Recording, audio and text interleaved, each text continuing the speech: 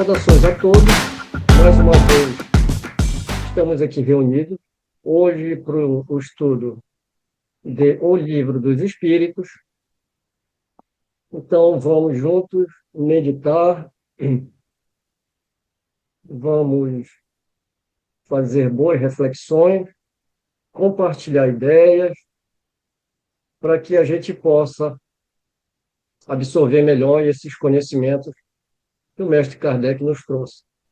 Vamos compartilhar a tela.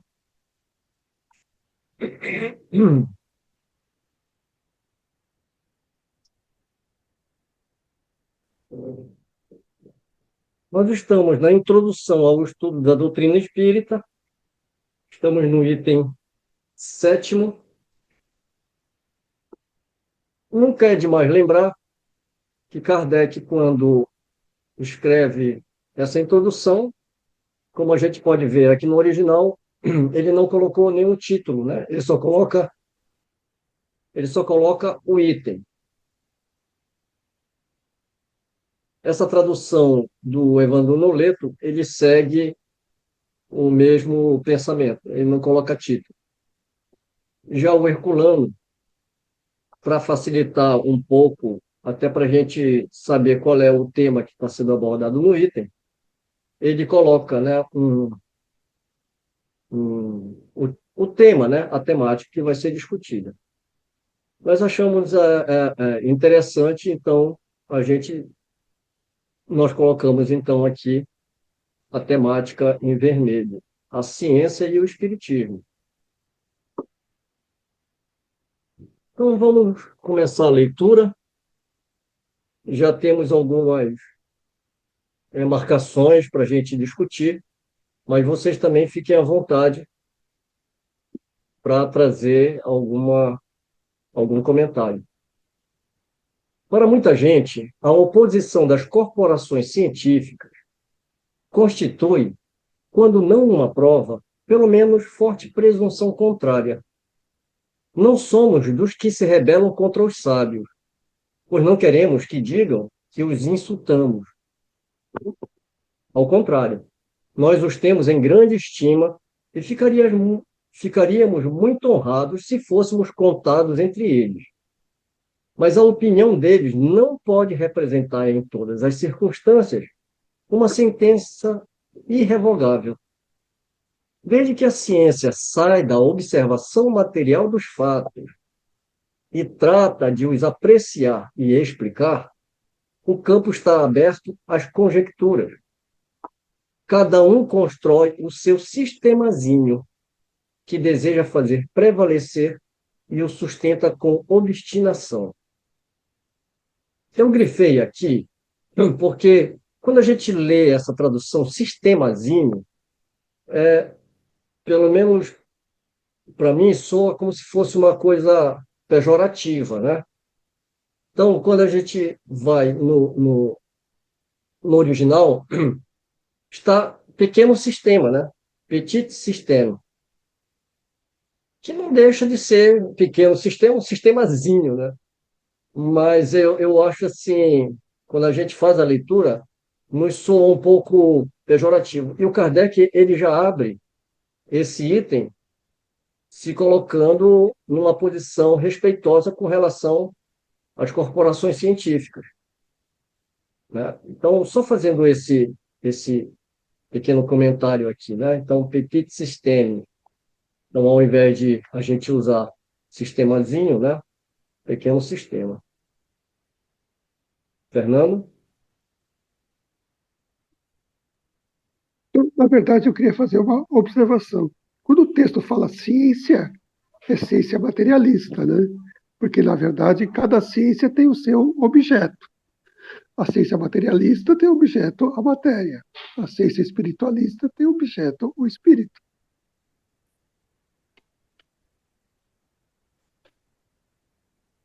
Exatamente.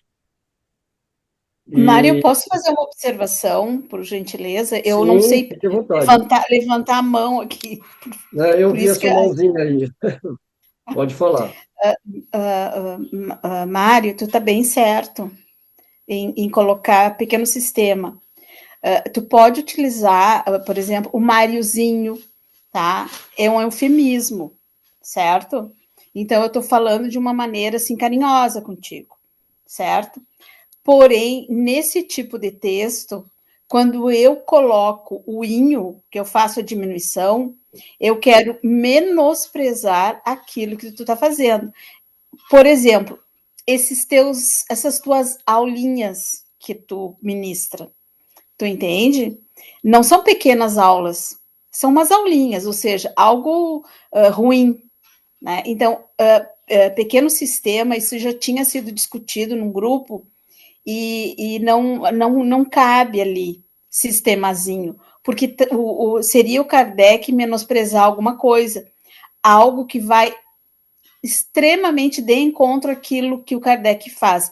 Ele refuta ideias, mas ele não as destrói, tá? Então é um pequeno sistema, sim, tá? Era só essa observação que eu gostaria de fazer, tá? Muito bom. Não vemos diariamente as opiniões mais contraditórias serem alternadamente preconizadas e rejeitadas, ora repelidas como erros absurdos e depois proclamadas como verdades incontestáveis?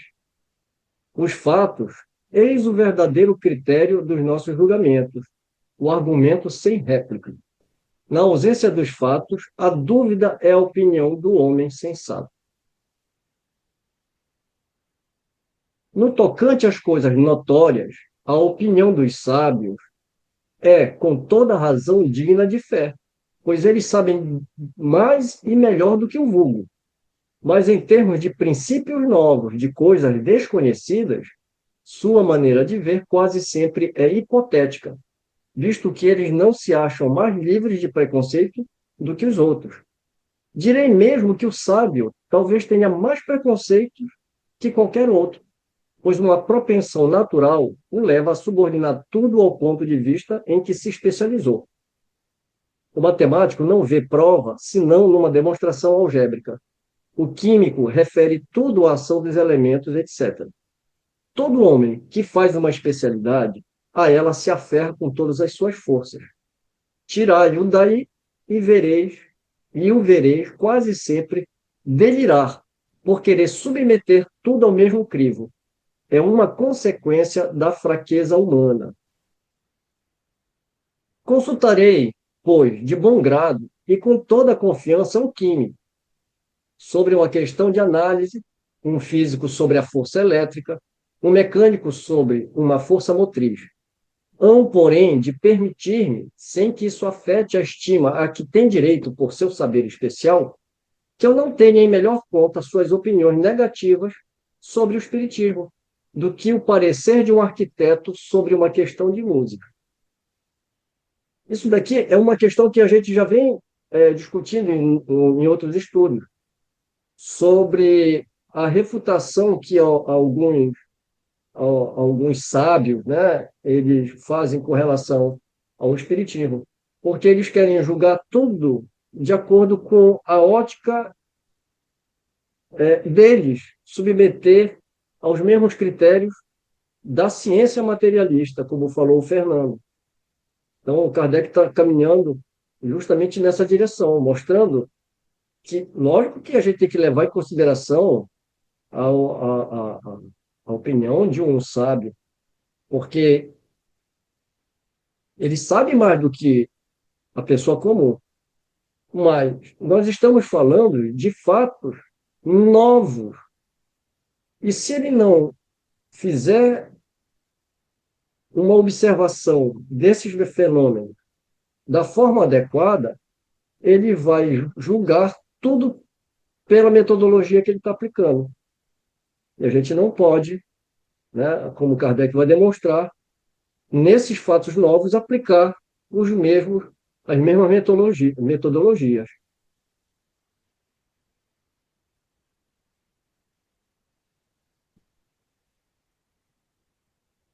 Essa observação aqui que eu coloquei é para chamar a atenção que quando a gente está lendo a revista espírita, a gente também pode fazer algumas correlações com outras obras de Kardec.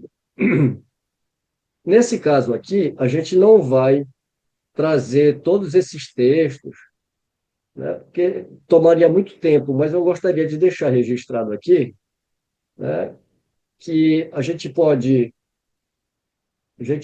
ir lá no Evangelho segundo o Espiritismo, no capítulo 8º, Bem-aventurados os pobres de espírito, mistérios ocultos aos doutos e aos prudentes.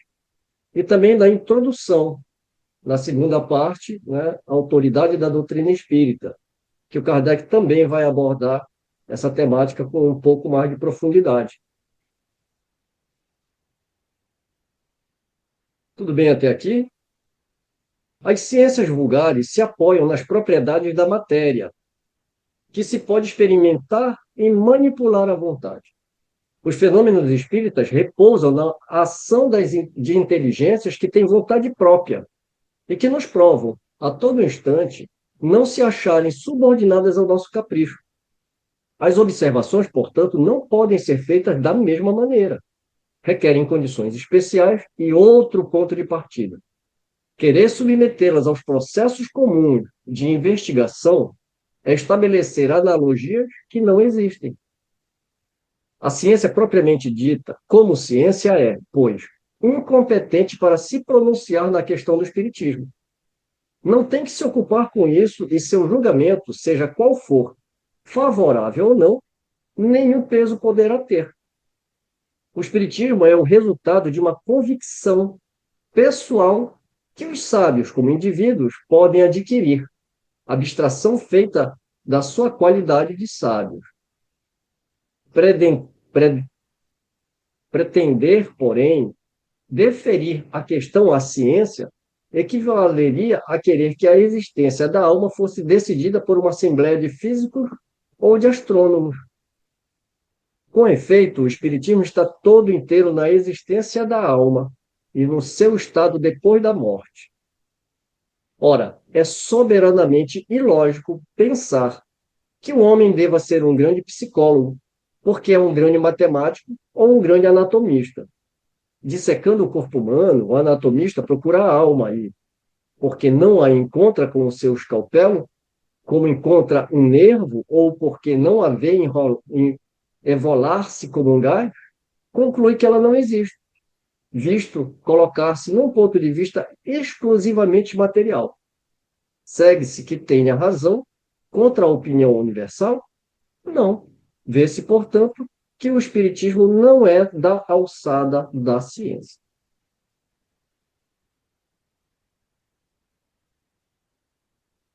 Aqui a gente pode até pensar assim, nossa, mas Kardec não está se contradizendo porque ele fala, né, que o espiritismo é ciência.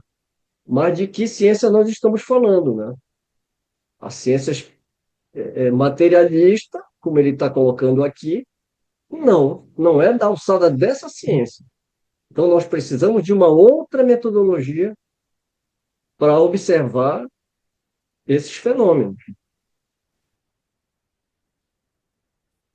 Aí tem uma questão bastante importante. A ciência experimental, você controla o fenômeno, certo? E pode repeti-la, esse fenômeno várias vezes. Na ciência espírita, o controle não é bem exatamente isso, porque, na verdade, você está lidando com outras inteligências. Isso fica muito claro, né? Quando ele coloca aqui esse trecho, esse ponto que você comentou, né, Fernando? Está bem claro aqui, como ele coloca. As ciências vulgares se apoiam nas propriedades da matéria que se pode experimentar e manipular à vontade, né, num ambiente controlado e obter sempre os mesmos resultados. E aí ele coloca, os fenômenos espíritas repousam na ação de inteligências que têm vontade própria e que nos provam a todo instante não se acharem subordinadas ao nosso capricho. Então, É que, para na isso, verdade, hum, aqui precisa tomar muito cuidado com as ideias que vinculavam na época de Kardec, quando ele escreveu isso. Na verdade, o que estava se desenvolvendo é exatamente o movimento positivista. E o movimento positivista falava em ciência experimental, mas tirava, de qualquer forma, qualquer fenômeno espiritual, qualquer fenômeno metafísico. quando as crenças espíritas se houverem divulgado, quando estiverem aceitas pelas massas, e a julgar pela rapidez com que se propagam, esse tempo não está muito longe. Dar-se-á com elas o que tem se dado com todas as ideias novas que encontraram oposição. Os sábios se renderão à evidência. A ela chegarão individualmente pela força das coisas. Até então, será intempestivo desviá-los de seus trabalhos especiais para os constranger a se ocuparem com uma coisa estranha, que não está nas suas atribuições, nem no seu programa.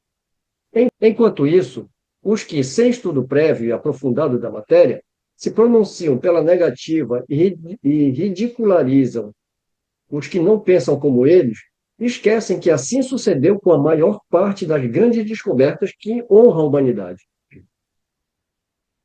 Expõe-se a ver seus nomes aumentando a lista dos ilustres proscritores das ideias novas e inscritos ao lado dos membros da douta Assembleia que, em 1752, acolheu com imensa gargalhada a memória de Franklin sobre os para-raios, julgando-a indigna de figurar entre as comunicações que lhe eram dirigidas. E dos daquela outra que fez a França perder as vantagens da iniciativa da Marinha a vapor, declarando o sistema de Fulton um sonho impraticável. E, contudo, essas eram questões de sua alçada. Se, pois, essas assembleias que contavam em seu seio a elite dos sábios do mundo só tiveram a zombaria e o sarcasmo para ideias que não compreendiam, ideias que, alguns anos mais tarde, deviam revolucionar a ciência, os costumes e a indústria, como esperar que uma questão estranha aos seus trabalhos obtenha mais acolhimento? Aqui, quando ele fala de Franklin Fulton, né? Benjamin Franklin, político, físico e publicista americano, descobriu a natureza elétrica do relâmpago e o poder das pontas, o que levou à invenção do para-raios em 1752. E o Fulton, Robert Fulton, mecânico americano, construiu o primeiro submarino movido a hélice, o Nautilus, em 1800, e realizou industrialmente a propulsão dos navios a vapor. Você sabe que é engraçado? A academia que ele se refere, de 1752, é a Academia das Ciências de Paris, Academia Real das Ciências da França. Então, ele coloca aqui: essa reação se deu porque, à época, a ideia de um simples ferro pontiagudo pudesse atrair os raios e proteger edifícios parecia absurda ou até ridícula à mentalidade científica dominante, ainda muito marcada por ideias eletrostáticas vagas e pelo misticismo atmosférico.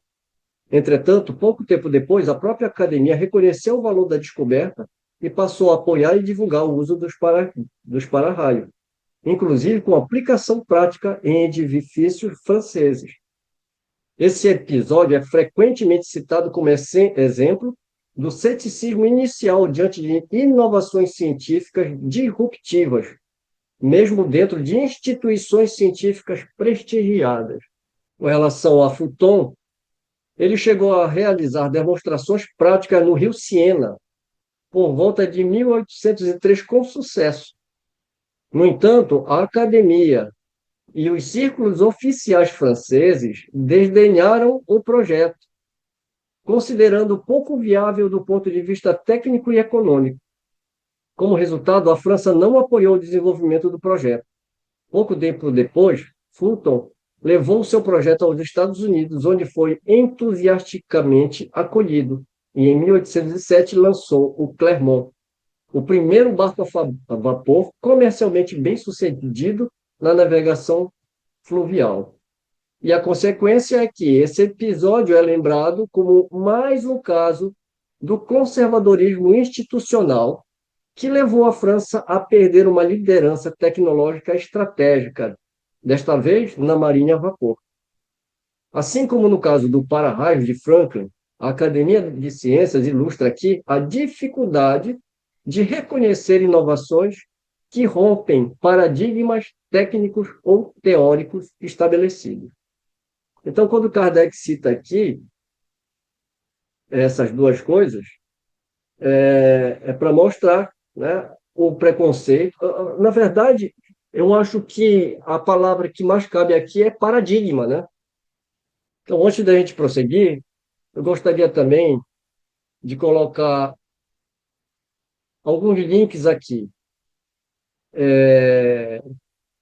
Na Revista Espírita de janeiro de 1858, tem um artigo chamado Os Médiuns Julgados. Na Revista Espírita, junho de 1859, Intervenção da Ciência no Espiritismo. Na Revista Espírita, dezembro de 1859, Respostas ao senhor Oscar Cometan. E no O que é o Espiritismo, no primeiro capítulo, Pequena Conferência Espírita, segundo diálogo, O Cético, Oposição da Ciência. São alguns textos que corroboram para essas ideias que a gente está lendo aqui. Porque ali, nesses artigos, Kardec também está refutando vários cientistas e críticos. Então, tem vários artigos, né? Mas a gente só queria citar alguns aqui. Prosseguindo. Esses erros de alguns homens de ciência, embora lamentáveis, não poderiam tirar-lhes os títulos que, noutros assuntos, conquistaram a nossa estima. Mas será preciso diploma oficial para se ter bom senso?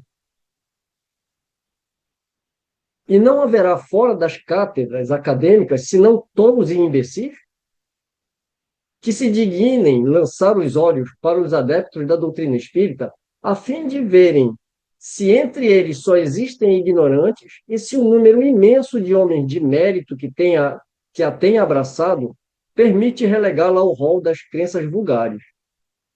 O caráter, o saber desses homens merece que se diga, já que eles afirmam, deve pelo menos haver alguma coisa. E é um bom argumento de Kardec, porque podem dizer que não se ocupariam com esse tipo de coisa, que eles olham mais como fatos místicos do que realmente o fenômeno que pode ser observado, analisado, do qual se teria muitas explicações para coisas que a ciência material não tem alcance. Repetimos ainda que, se os fatos com que nos estamos ocupando se houvessem restringido ao movimento mecânico dos corpos, a pesquisa da causa física desse fenômeno entraria no domínio da ciência. Como, porém, se trata de uma manifestação fora do âmbito das leis da humanidade, ela escapa à competência da ciência material, porque não pode ser explicada por algarismo, nem por uma força mecânica.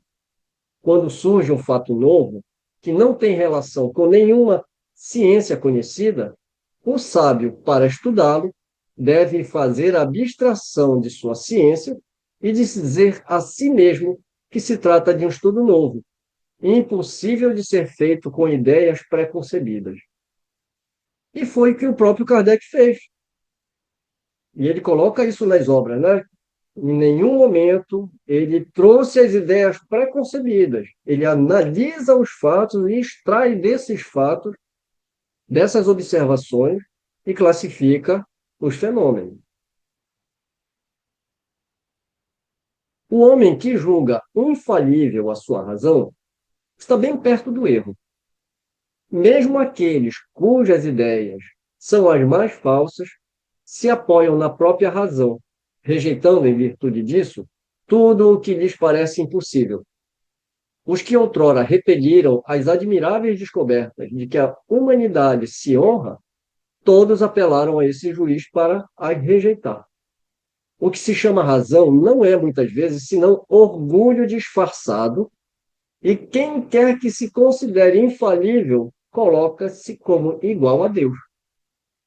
Dirigimos-nos, pois, aos que são suficientemente ponderados para duvidar do que não viram e que, julgando o futuro pelo passado, não creem que o homem haja chegado ao apogeu, nem que a natureza lhe tenha virado a última página de seu livro. Então, aqui encerra esse primeiro artigo, o primeiro artigo do nosso estudo. Vamos para o item 8º, perseverança e seriedade.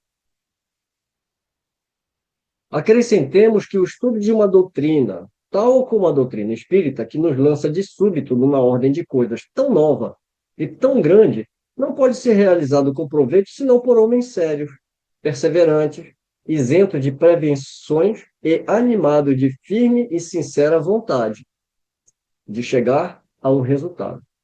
Não poderíamos dar essa qualificação aos que julgam a priori, levianamente e sem tudo ter visto, que não imprimem a seus estudos a continuidade, a regularidade e o recolhimento necessários.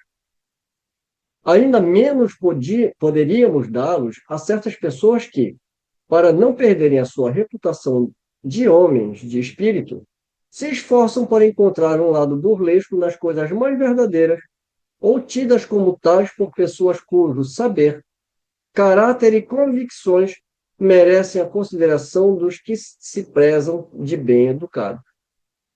Que se abstenham, portanto, os que entendem que os fatos não são dignos de sua atenção. Ninguém pensa em violentar-lhes a crença. Concordem, porém, em respeitar os outros. O que caracteriza um estudo sério é a continuidade que se lhe dá.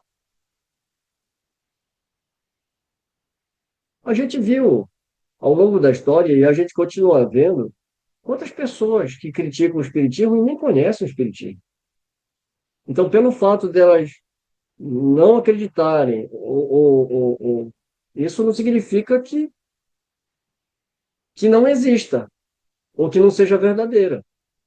Então, para elas poderem afirmar alguma coisa, elas devem fazer um estudo profundo. Então, apenas fazer crítica porque não gosta ou não concorda é uma coisa que não deve nem ser levada a sério, né? Eu lembrei de Faraday, né? Faraday fez as pesquisas. Ele chegou a fazer algumas pesquisas e ele atestou que o espiritismo não passava de uma grande bobagem. Então, mas será que ele fez todas as observações necessárias ao que o próprio Kardec fez? Com certeza não, né? Porque outros o fizeram. Então, para um Faraday, existem quantos lá na época de Kardec que também chegaram a outras conclusões diferentes da dele, né? Devemos admirar-nos de não obter com frequência nenhuma resposta sensata a questões de si mesma graves, quando as fizemos ao acaso e a queima-roupa em meio a uma enxurrada de perguntas extravagantes. Além disso, acontece muitas vezes que uma questão complexa, para ser esclarecida, exige outras preliminares ou complementares. Quem quer adquirir uma ciência deve fazer um estudo metódico dela, começar pelo princípio e seguir o encadeamento e o desenvolvimento das ideias. Aquele que dirige a um sábio, ao acaso, perguntas acerca de uma ciência, cujas primeiras palavras ignore, colherá algum proveito? Poderá o próprio sábio, por maior que seja a sua boa vontade, dar-lhe a resposta satisfatória? Essa resposta isolada será forçosamente incompleta e, por isso mesmo, quase sempre ininteligível, ou parecerá absurda e contraditória. Dá exatamente o mesmo nas relações que estabelecemos com os espíritos. Se quisermos nos instruir na sua escola, como eles, devemos fazer um curso. Mas, como entre nós, é preciso escolher os professores e trabalhar com assiduidade. Isso, isso ocorreu e ocorre com o nosso grupo, né? Aqui dentro da Sociedade de Estudos Fraternidade. Nós tivemos algumas pessoas, eu vou falar no plural porque não foi só uma, né? Mas pessoas que chegaram e começaram a questionar, porque ela vinha de, de, de uma religião dogmática, assistiu um estudo conosco, uma reunião pública, surgiram muitas dúvidas, e a partir daquele momento começou a nos bombardear com um monte de perguntas aleatórias. E eu usei exatamente essa argumentação que o Kardec coloca aqui. Como é que a gente vai dar uma resposta sem fazer um embasamento primeiro? Porque se você dá uma resposta direta, inclusive essa resposta ela pode ser deturpada, porque você não deu a base, a construção. E mal a gente acabava de formular uma resposta, que não é uma resposta simples, a pessoa, na metade da nossa resposta, fazia mais duas, três perguntas. Até que um dia nós chegamos com essa pessoa e falamos: você tem um tempo, você pode tirar 1 hora do seu tempo por semana para que você coloque as suas dúvidas e a gente possa esclarecê-las de uma forma. Não, não tem tempo. Então, quer dizer, nós podemos abrir mão do nosso tempo para esclarecer as pessoas, mas as pessoas, elas, no fundo, eu fico me perguntando: será que elas querem ser esclarecidas? Se elas não têm tempo para se esclarecerem, será que há uma seriedade? Então, há uma vontade mesmo né? Então, e como a gente não está aqui para fazer prosélite, a gente deixa as pessoas à vontade. Só que eu me recuso a fazer qualquer tipo de resposta apressadamente, porque senão a pessoa sai ainda com mais dúvida do que quando ela entrou. Porque se você não dá uma base, como é que a pessoa vai entender? Aí ela vai fazer o quê? Ela vai pegar aquela resposta e vai misturar com os dogmas que ela já tem, com a crença que ela tem. Então, outro ponto que o Kardec coloca também. O homem que ele quer fazer a análise de qualquer fenômeno, ou qualquer estudo, o estudo da ciência material mesmo, ele não pode ir com uma ideia preconcebida. Ele tem que observar, tem que ver os fatos, analisar, enfim. Então, o Kardec, ele é um grande mestre. Ele mesmo fez isso e ele, incansavelmente, ele coloca essa metodologia, né, nas obras fundamentais, principalmente nessas primeiras obras, que é a base doutrinária. É com essa base que a gente vai entender, inclusive, o resto do edifício que ele construiu, as outras obras, principalmente o Evangelho, o Céu e o Inferno e a Gênese. Essa base, se a gente não tiver, então, para isso, a pessoa realmente tem que estar aberta a novos conhecimentos e ter uma dedicação. Eu acho uma frase do Kardec que é muito interessante, é aqui, né? O que caracteriza um estudo sério é a continuidade que se lhe dá. Você não pode simplesmente querer estudar alguma coisa, né, de vez em quando, né, sem uma, uma metodologia, sem uma disciplina, né? E ele vai entrar exatamente nessa questão agora. Dissemos que os espíritos superiores só comparecem às reuniões sérias, sobretudo aquelas em que reina perfeita comunhão de pensamento e de sentimentos para o bem. A leviandade e as questões ociosas os afastam, como entre os homens, afastam as pessoas sensatas. O campo fica, então, livre à turma dos espíritos mentirosos e frívolos, sempre à espreita de ocasiões para zombarem de nós e se divertirem à nossa custa. O que sucederia numa reunião dessas a uma pergunta grave? Seria respondida, mas por quem? É como se no meio de um bando de galhofeiros lançássemos estas questões. Que é a alma? Que é a morte? E outras tão recreativas quanto esta. Se quereis respostas sérias, comportai-vos com seriedade na mais ampla acepção do termo e procurai preencher todas as condições requeridas. Só então o obtereis grandes coisas. Sede mais laboriosos e perseverantes nos vossos estudos, a fim de que os espíritos superiores não vos abandonem como faz um professor com alunos negligentes. Eu trouxe aqui dois textos da Revista Espírita. Como não é muito longo, eu peço permissão para fazer a leitura. Revista Espírita, setembro de 1860, Dissertações Espíritas.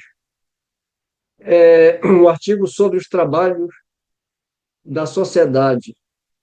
Ele se refere à Sociedade Parisiense de Estudos Espíritas. Então, é um espírito de George, um espírito familiar que dá essa comunicação. Falarei da necessidade de ser observada a maior regularidade possível nas vossas sessões, isto é, de evitar-se toda confusão e toda divergência de ideias. A divergência favorece substituição dos bons espíritos pelos maus, e quase sempre são estes últimos que se apoderam das perguntas feitas. Por outro lado, numa reunião composta de elementos diversos e reciprocamente desconhecidos, como evitar as ideias contraditórias, as distrações ou, pior ainda, uma vaga e censurável indiferença? Eu queria encontrar um meio eficaz e certo para isso. Talvez esteja na concentração dos fluidos esparsos em redor dos médios. Só eles, sobretudo, aqueles que são amados, retêm os bons espíritos na sessão. Mas sua influência só com dificuldade dissipa a turba dos espíritos brincalhões. O trabalho de exame das comunicações é excelente. Não seria demais que se aprofundassem as perguntas e, sobretudo, as respostas. O erro é fácil, mesmo para os espíritos animados das melhores intenções. A lentidão da escrita, durante a qual o espírito se desvia do assunto e ele esgota tão logo o concebeu. A mobilidade e a indiferença por certas formas convencionais, todas essas razões e muitas outras vos ensejam o dever de confiar com cautela e sempre atentos ao exame, mesmo quando se trata das mais autênticas comunicações. Assim sendo, que Deus tome sob a sua santa guarda todos os verdadeiros espíritos.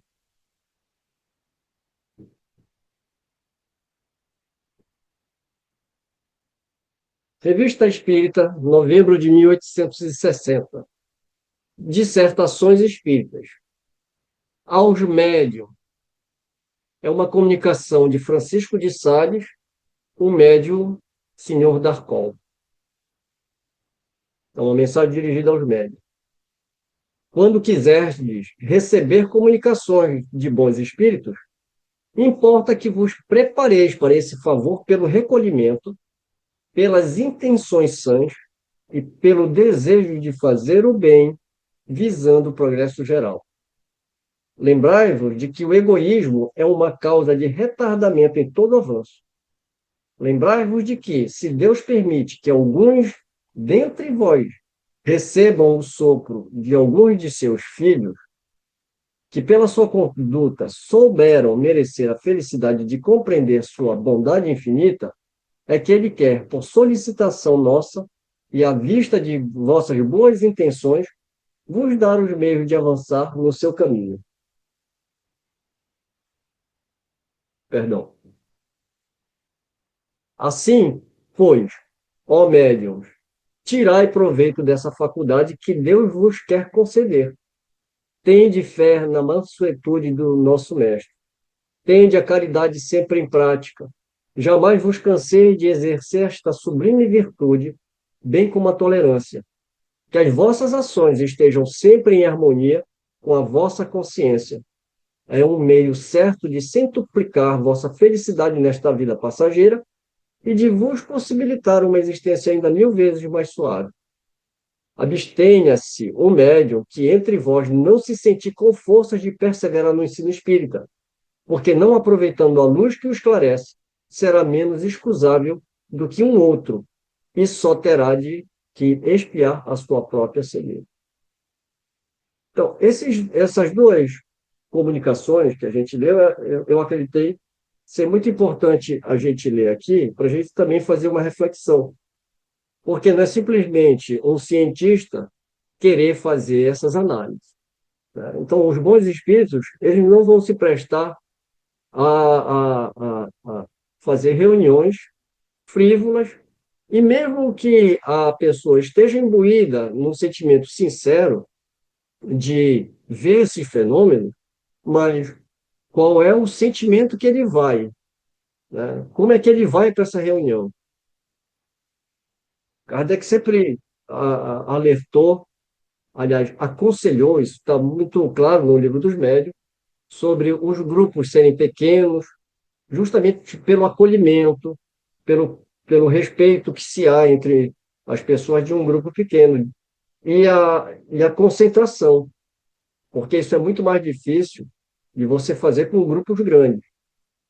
Então, entra aí disciplina, né? Então, não marca uma hora e chega a hora que quer. Faz uma vez numa semana, na outra semana não faz. Então, não é assim que se dá um trabalho sério, né? Fala, Fernando. Na verdade, eu fiquei pensando, né?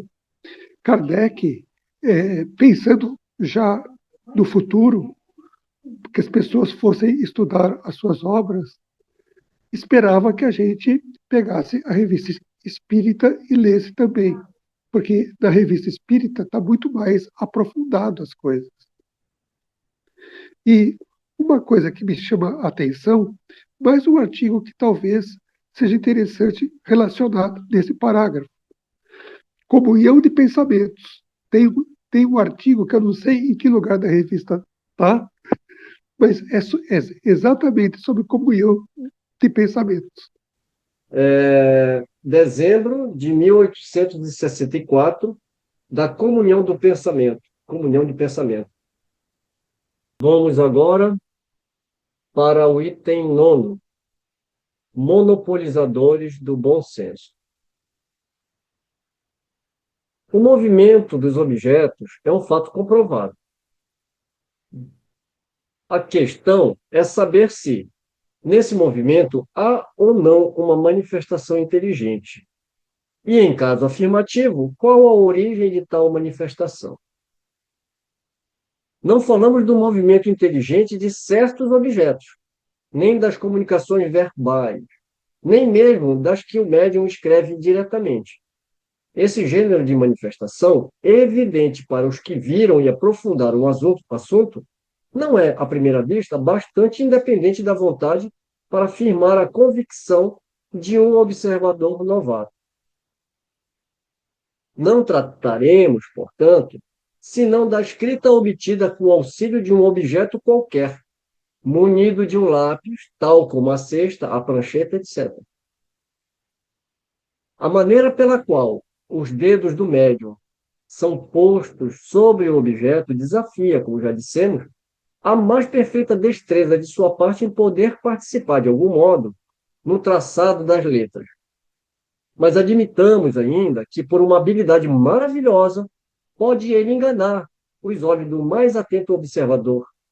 Como explicar a natureza das respostas quando estão muito além de todas as ideias e conhecimentos do médium?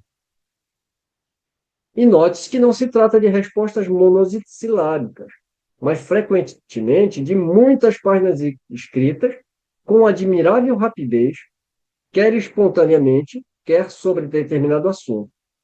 Pela mão do médium, menos versado em literatura, surgem algumas vezes poesias de sublimidade e pureza impecáveis, que os melhores poetas humanos não desaprovariam. E o que aumenta ainda mais a estranheza desses fatos é que eles se produzem por toda parte e que os médios se multiplicam ao infinito. Esses fatos são reais ou não? Para essa pergunta, só temos uma resposta: vede e observai. Não vos faltarão oportunidades, mas, sobretudo, observai muitas vezes, por longo tempo e de acordo com as condições exigidas. Diante da evidência, que respondem os antagonistas? São as vítimas de charlatanismo, dizem eles, ou joguete de uma ilusão. A isso replicamos, para começar, que é preciso afastar a palavra charlatanismo daquilo que não rende lucros. Os charlatãs não trabalham de graça. Seria, quando muito, uma mistificação. O Kardec, ele, não só aqui, mas em outro momento, ele sempre levanta essa questão. Onde já se viu uma pessoa que é um charlatão e que faz isso sem o fim, sem lucrar. Então, como ele coloca aqui, seria, quando muito, uma mistificação, ou seja, a pessoa só pode estar mistificada, porque está perdendo tempo, né? Só que esses fenômenos acontecem, e acontecem por todas as partes. Mas vamos continuar seguindo o raciocínio do Kardec.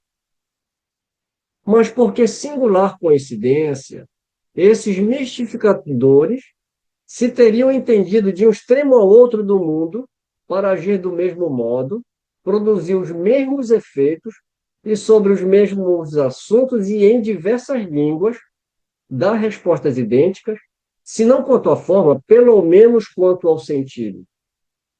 Como é que pessoas sérias, honradas e instruídas se prestariam a semelhantes manobras? E com que fim? Como achar em crianças a paciência e a habilidade necessárias?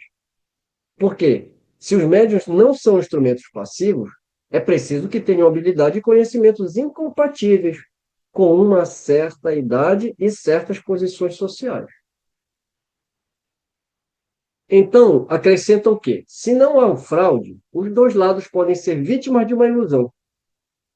Em boa lógica, a qualidade das testemunhas tem um certo peso. Ora, é aqui o caso de perguntarmos se a doutrina espírita, que conta hoje milhões de adeptos, só os recruta entre os ignorantes? Os fenômenos em que ela se apoia são tão extraordinários que concebemos a dúvida. Porém, o que não se poderia admitir é a pretensão de certos incrédulos ao monopólio do bom senso, nem que, sem respeito às conveniências e ao valor moral dos adversários, taxem de ineptos, sem a menor cerimônia, os que não concordam com seus pareceres.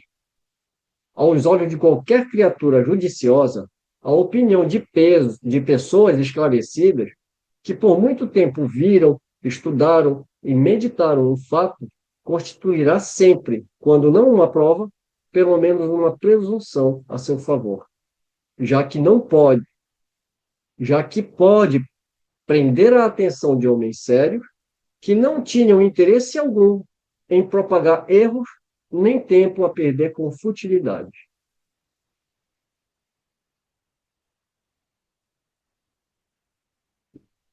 Bem, eu li esse texto num sopro, porque nem vale a pena a gente interromper. Porque o pensamento de Kardec está muito límpido aqui, muito claro, né? Muito lógico. E tendente. A linguagem dos espíritos e o poder diabólico. Entre as objeções, algumas há mais sedutoras, ao menos na aparência, porque colhidas da observação e feitas por pessoas sérias. Uma dessas objeções é que a linguagem de certos espíritos não parece digna da elevação que se atribui a seres sobrenaturais.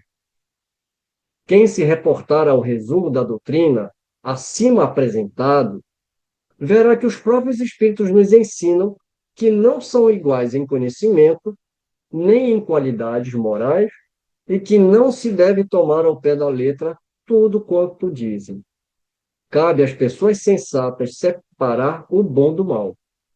Seguramente, os que deduzem desse fato que só lidamos com seres malfazejos, cuja única ocupação é mistificar, não conhecem as comunicações que são dadas nas reuniões, em que só se manifestam espíritos superiores.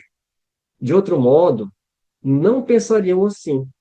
É lamentável que o acaso os tenha servido tão mal, não lhes mostrando senão o lado mal do mundo espiritual, pois não queremos supor que uma tendência simpática atraia para eles, em vez dos bons espíritos, os maus, os espíritos mentirosos, ou aqueles cuja linguagem é de revoltante grosseria. Poder-se-ia, no máximo, concluir que a solidez dos princípios dessas pessoas não é bastante forte para afastar o mal, e que, achando certo prazer em lhes satisfazerem a curiosidade, os espíritos maus disso se aproveitam para se insinuar entre elas, enquanto os bons se afastam. Julgar a questão dos espíritos por esses fatos seria tão pouco lógico quanto julgar o caráter de um povo pelo que se diz e faz numa reunião de estouvados ou de gente de má fama, da qual nem participam as pessoas circunspectas, nem as sensatas. Essas criaturas se encontram na situação de um estrangeiro que, chegando a uma grande capital pelo mais desprezível de seus subúrbios, julgasse todos os habitantes pelo costumes e pela linguagem desse bairro ínfimo. No mundo dos espíritos também há uma sociedade boa e uma sociedade má. Dignem-se essas pessoas de estudar o que se passa entre os espíritos de escola e se convencerão de que a cidade celeste não contém apenas a escória popular. Mas perguntam elas, os espíritos de escola vêm até nós? A isto responderemos, não fiqueis no subúrbio. Vede, observai e julgai. Os fatos aí estão para todos, a menos que a elas se apliquem estas palavras de Jesus. Tem olhos e não veem, tem ouvidos e não ouvem.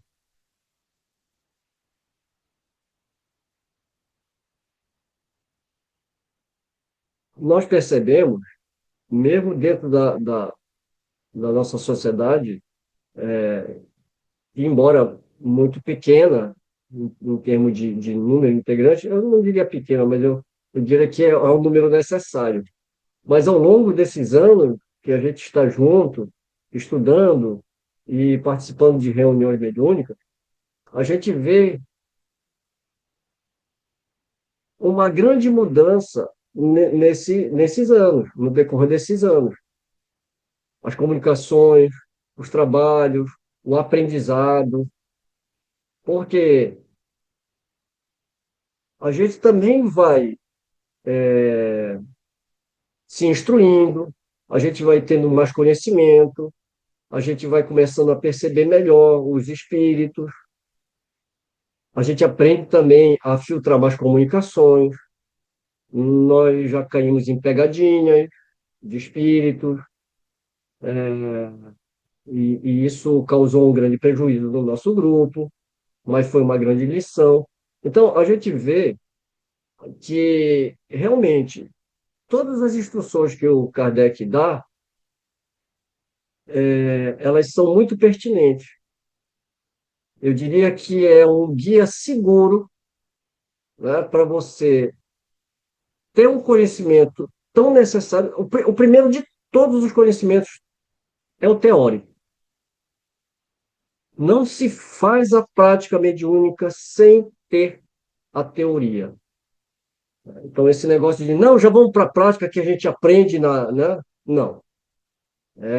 O Kardec, no livro dos Médiuns, ele tem uma frase que, que eu sempre uso para ajudar no meu argumento, né?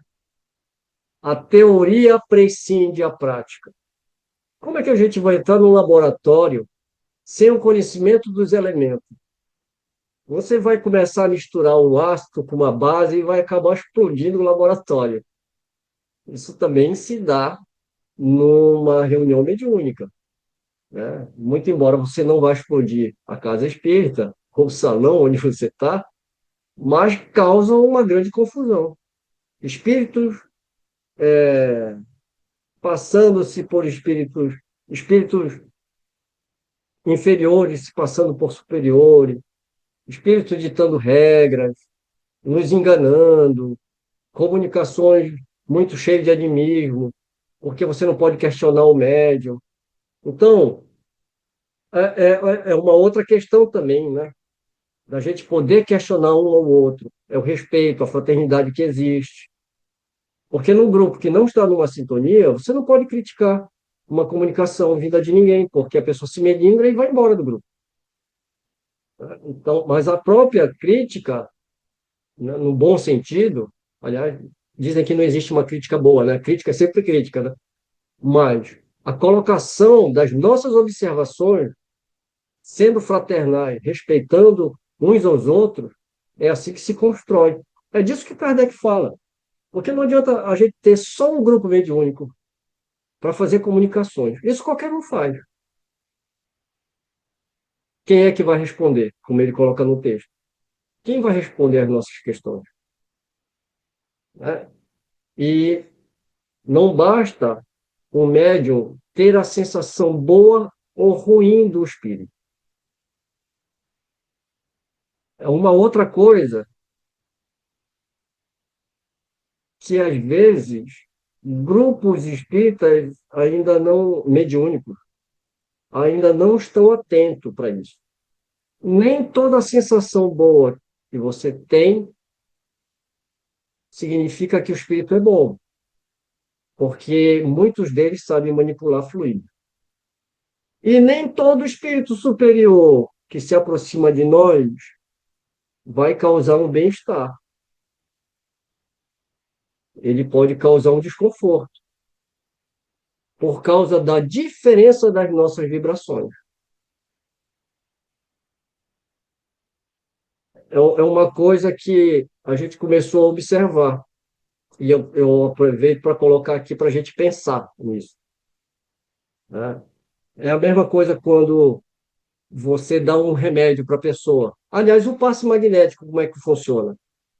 A pessoa, você dá o passe magnético, aí a pessoa, nossa, eu estou me sentindo mal. Então, o passe foi ruim? Não. Se está se sentindo mal, é porque está fazendo efeito. Então, nem toda sensação boa é de um bom espírito. E nem toda sensação ruim é de um mau espírito. Como é que a gente vai saber isso? Se a gente não tiver um grupo com seriedade, com boas comunicações. Aí entra o fator que é imprescindível, a teoria. Se a gente não souber e não compreender como lidar com os fluidos, está toda lá na Gênese, né? Praticamente aquele capítulo 14 ali, ele é importantíssimo para esse tipo de reuniões mediúnicas.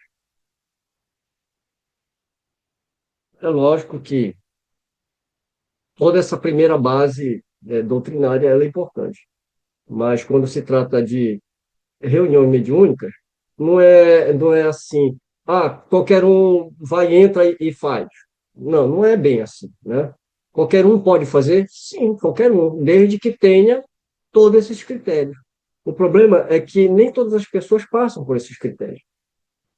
Né? Assiduidade, dedicação, estudo, empenho e, sobretudo, o desejo sincero do bem, né? Da gente não ir para uma reunião com interesse em fazer perguntas, de adivinhações, ou de ter um atendimento para isso, né? Porque tem muitas casas que as pessoas vão lá para fazer consulta, né? Consulta com os médios da casa. Desculpa, me empolguei com o assunto e fui andando. Vocês querem comentar alguma coisa, já que eu me empolguei?